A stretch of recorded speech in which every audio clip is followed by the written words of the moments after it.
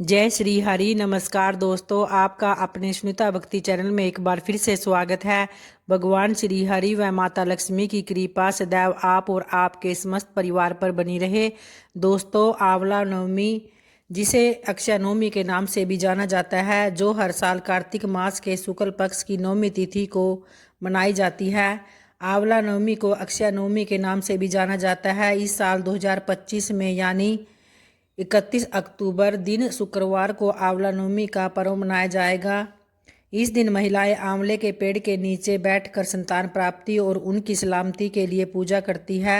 इस दिन आंवले के पेड़ के नीचे बैठकर भोजन करने की भी परंपरा है। आंवला नवमी के पावन दिन व्रत कथा को पढ़ने या सुनने का भी विशेष महत्व होता है। तो आइए आज इस वीडियो में आप सुनने वाले हैं आंवला नवमी अर्थात अक्षय नवमी की व्रत कथा का श्रवण करेंगे। तो आइए प्रारंभ करते हैं। काशी नगर में एक निसंतान धर्मात्मा वैश्य रहता था। एक दिन जब वैश्य की पत्नी से एक पड़ोसन बोली, यदि तुम किसी पराये लड़के की बलि भैरव के नाम से चढ़ा दे तो तुम्हें पुत्र प्राप्त होगा। तो यह बात सुनकर जब वैश्य को पता चला तो उसने अस्वीकार कर दिया, परंतु उसकी पत्नी मौके की तलाश में लगी रही। एक दिन एक कन्या को उसने कुएं में गिराकर भैरव देवता के नाम पर बलि दे दी। तो इस हत्या का परिणाम विपरीत हुआ।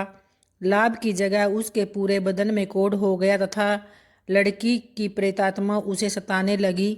वैश्य के पूछने पर उसकी पत्नी ने सारी बात बता दी।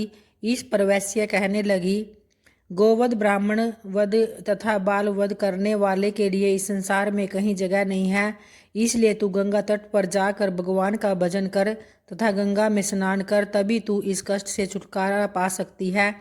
तो इस पर वैश्य की पत्नी पश्चाताप करने लगी और रोग मुक्त होने के लिए माँ गंगा की शरण में गई।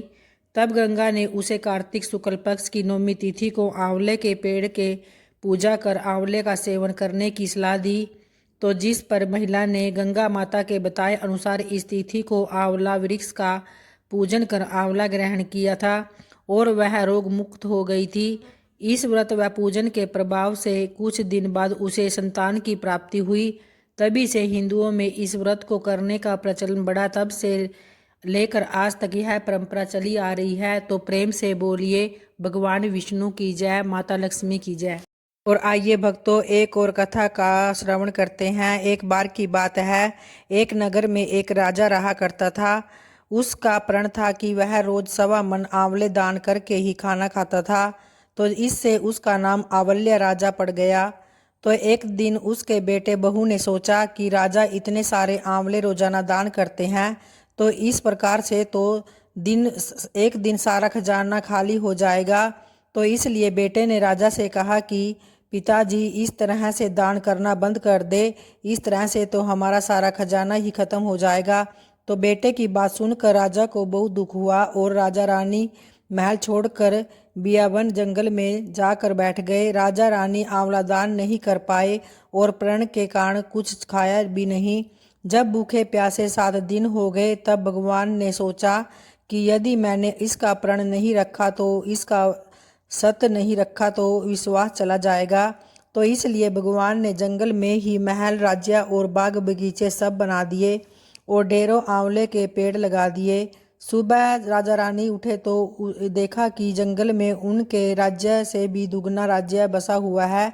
तो राजा रानी से कहने लगे, रानी देख, कहते हैं सत मत छोड़े सुरमा, सत छोड़या पत जाए, सत की छोड़ी लक्ष्मी फिर मिलेगी आए। आओ ना दो कर आंवले दान करे और भोजन करे। तो इस पर राजा रानी ने आंवले दान करके खाना खाया और खुशी खुशी जंगल में रहने लगे।